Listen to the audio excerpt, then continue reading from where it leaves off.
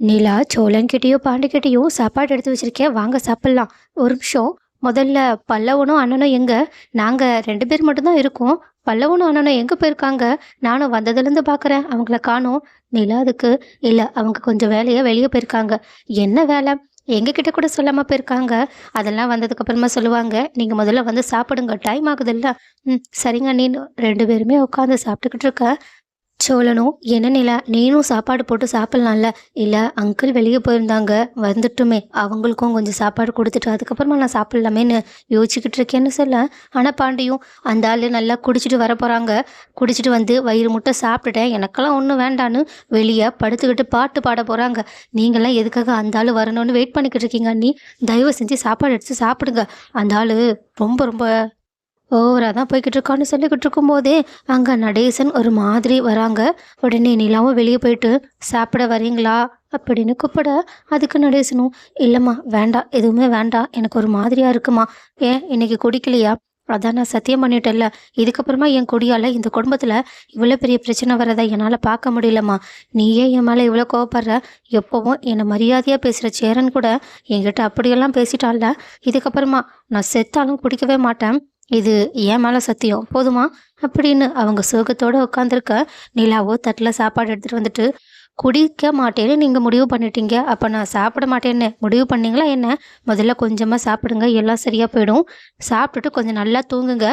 தூங்கும் போது உங்களுக்கு ஒன்றும் தெரியாதுன்னு சாப்பாடு எடுத்து கொடுக்க, சரின்னு சொல்லிட்டு நடேசன் எடுத்து அதை சாப்பிட போகும்போது அவங்க கையெல்லாம் கடகடன்னு நடுங்க ஆரம்பிக்குது. இதை பார்த்துட்டு நிலாவும், சரி அங்கிள் இருங்க, நானே உங்களுக்கு ஊட்டி வரேன்னு சாப்பாடு நடேசனுக்கு ஊட்டி விட்டுக்கிட்டு இருக்க. நடேசனும் கண் கலங்கி, எனக்கு ஒரு பொண்ணு இருந்தா எப்படி இருக்கும்னு எனக்கு இப்போதாம்மா தெரியுது. யாருக்காக இல்லைனாலும் உனக்காக நான் இந்த குடியை விட்டுருவேம்மா, விட்டுட்டேன், அவ்வளோதான். இதுக்கப்புறமா அந்த குடி என்னோட லைஃப்ல கிடையவே கிடையாதுன்னு அழுதுகிட்டே சாப்பிட்டுக்கிட்டு இருக்கேன். அப்போ என்ன இன்னும் நிலாவை காணோன்னு வெளியே வந்த சோழனும் பாண்டியும் இதை பார்த்துட்டு, நிலா இப்படி இருக்கிற வரைக்கும் இந்த ஆள் இப்படியெல்லாம் நிலாவை ஏமாத்திக்கிட்டு தான் இருப்பான். நிலா, நீ உள்ள வர போறியா இல்லையா? நீங்க 2 பேரும் உள்ள போங்க, நான் சாப்பாடு கொடுத்துட்டு வரேன், போங்க அப்படின்னு அவங்கள திட்டி உள்ள அனுப்பிட்டு, நடேசனுக்கு சாப்பாடு ஊட்டி முடிச்சதுக்கு அப்புறமா, இந்தாங்க அங்கிள் தண்ணி குடிங்க, தண்ணி குடிச்சிட்டு ரிலாக்ஸாக படுத்து தூங்குங்க, சரியா? ம், சரிம்மா. நீ போ, நீ சாப்பிட்டியா இல்லையா? போ உள்ள போய் சாப்பிடுன்னு அவங்கள அனுப்பி வச்சுட்டு படுத்துட்டு தூக்கமே வராம ஒரு மாதிரி உடம்பெல்லாம் நடுக்கத்தோட படுத்திருக்காங்க. நிலாவுக்கும் மனசே கேட்கல. சோழன் கிட்ட போயிட்டு, ஏங்க மறுபடியுமே அந்த சென்டரை பத்தி நீங்க என்ன நினைக்கிறீங்கன்னு சொல்றீங்களா? ஏன்னா எனக்கு தெரிஞ்சு உண்மையாவே இப்போ அங்கிள் இந்த கொடியை நிறுத்தணும்னு முடிவு பண்ணிட்டாங்கன்னு தோணுது. அதனாலதான் கை அவ்வளோ நடுங்கினாலும் பரவாயில்லன்னு சொல்லிட்டு அவ்வளோ இறுக்கத்தோட உட்காந்துருக்காங்க.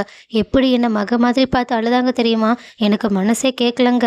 அவர் ஒரு ஸ்டெப் எடுத்திருக்காருன்னா அவருக்கு நம்ம தானே உறுதுணையா இருக்கணும்னு சொல்லும் போதே பாண்டி, சோழா சோழா சீக்கிரமா வெளியே வா, சீக்கிரம் வா, அப்பாவுக்கு ஏதோ ஆகுது பாருன்னு சொல்ல, சோழனும் நிலாவும் அடிச்சு பிடிச்சிட்டு வெளியே வந்து பார்த்தா அங்க கட்டில்ல திடீர்னு வலிப்பு வந்த மாதிரி நடேசன் அப்படியே வாயில நுரத்தல்ல வலிப்பு வந்து கத்திரிக்கிட்டே இருக்காங்க.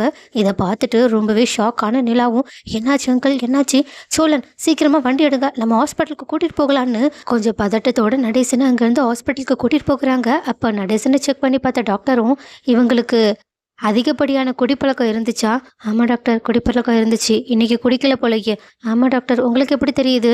ஏன்னா இந்த மாதிரி நான் எத்தனை கேஸை பார்த்துருக்கேன். இங்கே பாருங்கம்மா, இவங்கெல்லாம் அடிக்டாக இருந்தவங்க. திடீர்னு இவங்க அந்த குடியை விட்டாங்கன்னா இவங்களோட உடம்பு அதை அவ்வளோ சீக்கிரம் ஏற்றுக்காது. கொஞ்சம் கொஞ்சமாக ஒவ்வொருத்தர் நிறுத்துவாங்க.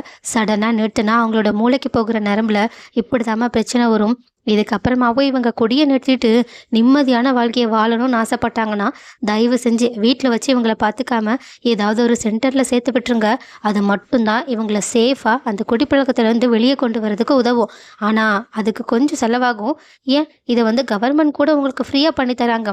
பட் இது எல்லாத்துக்கும் நீங்கள் தாம ஒரு ஸ்டெப் எடுக்கணும்னு அவங்களுமே அதே விஷயத்த சொல்ல, ஆனால் நடேசனும், இங்கே பாருங்க, எனக்காக யாரும் எந்த செலவும் பண்ண தேவையில்ல. அங்கே போனால் கவர்மெண்ட்டாக இருந்தாவே அந்த செலவு இந்த செலவுன்னு ஏதாவது சொல்லிட்டா என்ன பண்ணுறது? அதெல்லாம் ஒன்றும் வேண்டாம், நான் கல் மாதிரி இருக்கேன்னு எந்திரிச்சு நிற்க ட்ரை பண்ணுறாங்க. ஆனால் அவங்களால நிற்க கூட முடியல, உடம்பு முழுக்க நடுங்கிக்கிட்டு இருக்கு. இதை பார்த்துட்டு சொல்லணும் டாக்டர் கிட்ட, டாக்டர் அந்த சென்டர் எங்கே இருக்குன்னு பார்த்து இவங்களை சேர்த்து விடுங்க. அதுக்கு எவ்வளோ பணம் செலவானாலும் பரவாயில்ல. இங்கே பாருங்கப்பா, கவர்மெண்ட் சென்டரே இருக்குது. உங்களுக்கு ப்ரைவேட்லலாம் பார்க்கணுன்னா நீங்கள் தாராளமாக பார்க்கலாம். எது சரியாக இருக்குமோ அதை நீங்களே சஜஸ்ட் பண்ணுங்கள். அங்கேயே நாங்கள் இந்த ஆளை சேர்த்துட்றோம். நல்லபடியாக குடிப்பழக்கத்துலேருந்து ஆரோக்கியமாக வெளியே வந்தாவே எங்களுக்கு போதும். ஏன்னா என் அப்பாவே குடிப்பழக்கத்துலேருந்து வெளியே வரணும்னு நினச்சதுக்கப்புறமா நான் பையனா அந்த கடமையை செஞ்சு தான் நான் ஆகணும்னு சொல்ல நடேசனும் கண் கலங்கி இந்த ஒரு குடிப்பழக்கத்தை விடுறேன்னு எடுத்த ஒரே ஒரு நாள்லையே இப்படி இவங்க என்னை அப்பாவை ஏற்றுக்கிட்டாங்களே அப்படின்னு சொல்லிட்டு பார்த்துக்கிட்டு இருக்கா நிலாவும். அங்கிள் நீங்கள் எதுக்கும் கவலைப்படாதீங்க. போய் முதல்ல அந்த சென்டரில் போய் சேருங்க. கண்டிப்பாக ஒரு 3 மாதமோ 6 மாதமோ அதுக்குள்ளே உங்களை மொத்தமாக மாற்றி அனுப்பிடுவாங்க. உங்களோட புது மாற்றத்தை பார்க்கறதுக்கு நான் ரொம்ப ஆர்வமாக இருக்கேன். நீங்களும் ஆர்வமாக இருக்கீங்களா? ஆமாம்மா, ரொம்ப ஆசையாக இருக்குமா. ஒரே ஒரு நாள் குடிக்கலன்னா உடனே எனக்கு எவ்வளோ மதிப்பு மரியாதையே கிடைக்குதுன்னா நான் சுத்தமாக வாழ்க்கை முழுக்க இதுக்கப்புறமா குடிக்காமல் இருந்தால் ரொம்ப நல்லா இருக்கும்னு தோணுதுமா. இங்கே பாருங்கள் டாக்டர், எங்கே இருக்குன்னு சொல்லுங்கள் சென்டர், நானே போய் சேர்ந்துக்கிறேன். டாக்டரும் சிரிச்சுக்கிட்டு சரி சரி இந்தாங்க பிடிங்க, இந்த விசிட்டிங் கார்டில் இருக்கிற அட்ரஸ்க்கு போங்க, அங்கே உங்களுக்கு தேவையான டீட்டெயில்ஸ் எல்லாமே கிடைக்கும்னு சொல்லிட்டு இங்கே பாருங்கள், எப்படி இருந்தாலும் உங்களுக்கு வயசாயிடுச்சு. ஸோ இனிமே ரொம்ப ஜாக்கிரதையாக நீங்கள் இருக்கணும். ஆஹா, அதெல்லாம் எனக்கு தெரியும் டாக்டர். நான் பாருங்கள் கல் உடம்பு, நான் கண்டிப்பாக நல்லபடியாக எல்லாரையும் வாயை பழக்க வைக்கிற மாதிரி ஒரு மாற்றத்தோட தான் வருவேன்னு சூப்பராக ஜாலியாக பேசிட்டு போகிறாங்க. ஆனால் அவங்க போனதுக்கப்புறமா டாக்டர் சோழன்கிட்டையும் நிலாக்கிட்டையும் இங்கே பாருங்கம்மா, இந்த வயசில் குடியை நிறுத்தணும்னு முடிவு பண்ணது தப்பு கிடையாது. ஆனாலும் அவங்களோட உடம்புல ரொம்பவே பிரச்சனை இருக்குது. ஸோ இதை கொஞ்சம் பார்த்து தான் கையாளணும். கரெக்டாக டாக்டர்கிட்ட இதை பற்றியெல்லாம் பேசிடுங்க. ஏன் ஒரு சில பேர் இந்த மாதிரியான ஸ்டேஜில் இருக்கும்போது அவங்க குடிப்பழக்கத்தை நிறுத்தணும்னு முயற்சி பண்ணும்போது அவங்களோட உயிரே போயிருக்கு. ஸோ இதை நீங்கள் கொஞ்சம் பார்த்து முடிவெடுத்துக்கோங்கன்னு சொல்லிட்டு அவங்க அட்வைஸுமே போட இதை கேட்டுட்டு நிலாவுக்கும் இப்போது அந்த சென்டருக்கு அனுப்புனா எல்லாமே சரியாக இருக்குமான்ற குழப்பமும் வர ஆரம்பிக்குது. எங்கே இப்படி ஒரு பிரச்சனை நடந்துக்கிட்டு இருக்க, இன்னொரு பக்கமும் சந்தாவை தேடி ராமேஸ்வரத்துக்கு போன சேரனும் பல்லவனும் சந்தா எங்கன்னே தெரியாமல் இருக்கா. பல்லவன் உடனே அண்ணன் உடனடியாக அன்னைக்கு கால் பண்ணுனேன், அவங்க எந்த ஹோட்டலில் எங்கே இருக்காங்கன்னு கேளுனேன், நம்மளும் அங்கேயே போயிடலாம். சரிடா. ஹலோ சந்தா, நீ எங்கே இருக்க? இந்த மாதிரி நாங்களும் ராமேஸ்வரத்தில் தான் இருக்கோம். நாங்கள் இந்த டெம்பிளில் இருக்கோம். நீங்கள் அங்கே வந்ததுக்கப்புறமா கால் பண்ணுங்கள், நான் இடத்த சொல்கிறேன். சரி. ஹலோ சந்தா, நான் இப்போ வந்துட்டேன். சரி சரி, நான் இந்த ஆத்தங்கரைக்கு வரேன், நீங்களும் அங்கேயே வந்துடுங்க. சரி சந்தா. சரி பல்லவா, நீ கோயிலில் கொஞ்சம் இரு, நீ பார்த்துட்டு சாமியை பார்த்துட்டு இரு, நான் போய் அவளை பார்த்து மீட் பண்ணிவிட்டு வந்துடுறேன்னு சொல்லிட்டு அங்கேருந்து சந்தாவை பார்த்து பேசுறதுக்காக போக சரின்னு சொல்லிட்டு பல்லவனும் கோவிலை சுற்றி பார்த்துக்கிட்டு இருக்காங்க. அப்போது பல்லவன் யாரோ ஒருத்தங்கள ரொம்பவே ஷாக்கிங் கூட பார்க்குற மாதிரி தோணுது. பட் அது யாருன்னு இன்னும் நமக்கு புரியல. ஒருவேளை அது பல்லவனோட அம்மாவாக கூட இருக்கலாம். பட் அது யாருன்னு இப்போ நமக்கு காட்டல. ஆனால் இன்னொரு பக்கமும் சேரனும் சந்தாவும் மீட் பண்ணி இந்த மாதிரி தன்னோட அப்பா பண்ணுற விஷயங்களெல்லாம் சந்தா சொல்லி அழுதுகிட்டே இருக்கா. சேரன் அவங்களுக்கு ஆறுதல் சொல்லி அனுப்பிக்கிறாங்க. அப்போ கரெக்டாக அவங்களோட அப்பாவும் அங்கே வந்து இந்த விஷயத்த பார்த்துட்டு சந்தாவை அடித்து அங்கேருந்து இழுத்துட்டு போகிறாங்க.